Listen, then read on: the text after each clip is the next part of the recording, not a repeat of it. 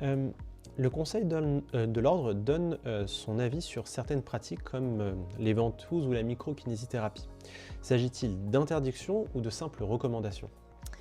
Alors, vous avez un article du Code de déontologie qui dit que nous sommes tenus dans nos pratiques d'utiliser des données validées, on dit conformes aux données de la science, données acquises de la science. Donc ça, c'est une obligation déontologique. Dès lors qu'on ne respecte pas cet article, on est susceptible d'être sanctionné. Tout à fait. Donc quand on donne un avis déontologique sur une pratique, et ça n'est pas fait juste comme cela, ça, bien sûr. on est toujours saisi d'une question. Est-ce que la microkinésithérapie, est-ce que telle pratique, les ventouses, peuvent être pratiquées?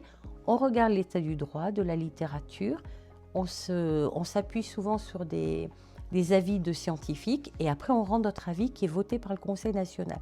Si on ne suit pas cet avis, on est susceptible d'être condamné par les chambres disciplinaires. D'accord. Ça peut être une interdiction d'exercer par exemple?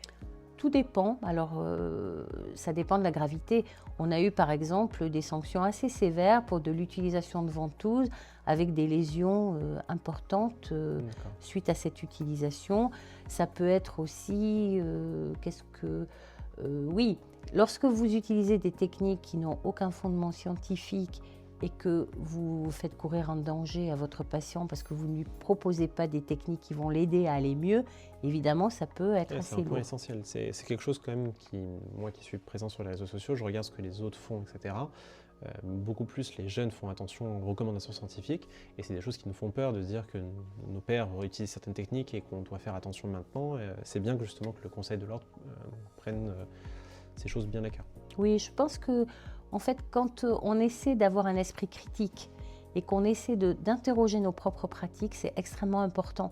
Parce que quand on va en formation, très souvent on vous dit ça marche, ou quand on va même en stage, quand on est étudiant.